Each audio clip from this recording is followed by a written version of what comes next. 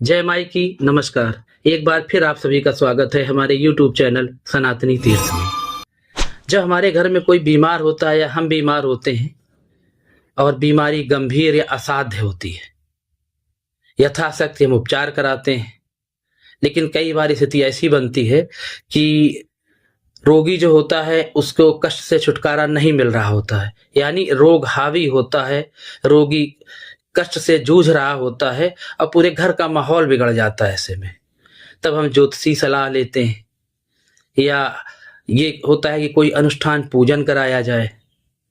ऐसे में फिर हमें याद आते हैं कालों के काल महाकाल भगवान भोले शंकर, और फिर भगवान शंकर भोले शंकर की स्तुति, उनका पूजन, और कई बार हमें सलाह दी जाती है कि क्यों ना आप महामृत्युंजय मृत संजीवनी, ये जो मंत्र है महाकाल का, भगवान शिव का, मृत्यु को टालने वाला, इसके अनुष्ठान के लिए कहा जाता है।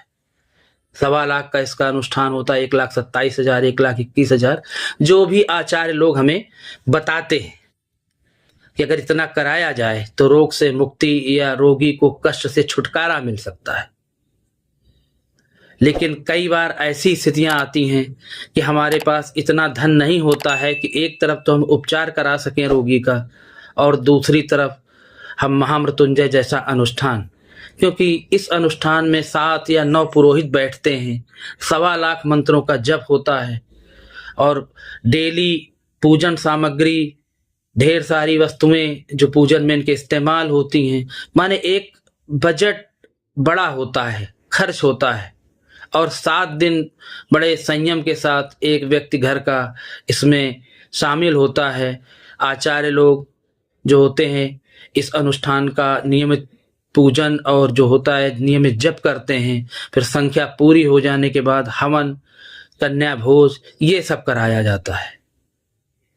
कई बार हम मजबूर होते हैं कि उपचार कराएं, आर्थिक स्थिति ठीक नहीं है, महामृत्युंजय अमृत संजीवनी का जप कराएं और भोले को प्रसन्न करके इस कष्ट से रोगी को मुक्ति मिले, इसके हम सब प्रयास करते हैं। लेकिन स्थिति संशय वाली बनती है जब हम आर्थिक रूप से कमजोर होते हैं।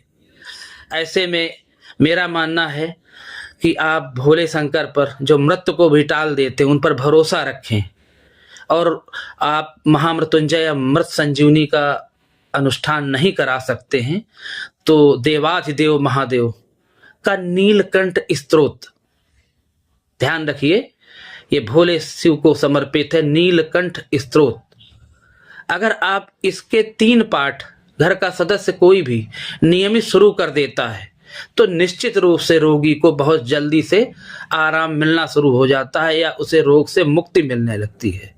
करना सिर्फ आपको इतना है कि घर के पूजन, घर का जो पूजा घर है वहां पर आसन लगाकर बैठ जाएं। किसी पूजा की दुकान पर जहां ये पूजन की किताबें या अनुष्ठानी किताबें मिलती हैं, वहां से नीलकंठ स्तोत्र लेकर आएं। अगर वहां से भी आप नहीं ढूंढ पा रहे, आपको नहीं मिल रहा है, तो इंटरनेट पर ये मौजूद है, इसका प्रिंट निकलवा लें।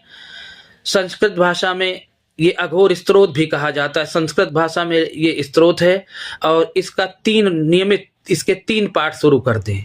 पाठ शुरू जब करें तो सामने अपने भगवान शिव जी के समक्ष बैठे, घर के पूजा घर में बैठे हैं और किसी कप या गिलास में 2-3 चम्मच पानी, शुद्ध जल या गंगा जल रख दें। 1 मिनट, एक पाठ को करने में महज 3 मिनट का समय लगेगा जब आप ससर उच्चारण करेंगे। 3 पाठ करें और वो जो जल है उस जल को रोगी को नियमित पिलाएं। लेकिन ये भी ध्यान रखें कि जो उपचार चल रहा है वो अपनी पूरी कोशिश भर जो योग्य चिकित्सक है उसकी सलाह लेते रहें, दवाएं लेते रहें और नीलकंठ स्तोत्र का नियमित 3 पाठ उस रोगी के स्वस्थ होने के लिए भगवान शिव को समर्पित करें, उनसे प्रार्थना करें। विश्वास है बाबा भोले पर तो निश्चित रूप से रोगी कष्ट से मुक्ति पाएगा और निरोगी बनेगा। हर हर महादेव। हमारे साथ जुड़े रहिए। जय माई की तो चिंता काहेगी।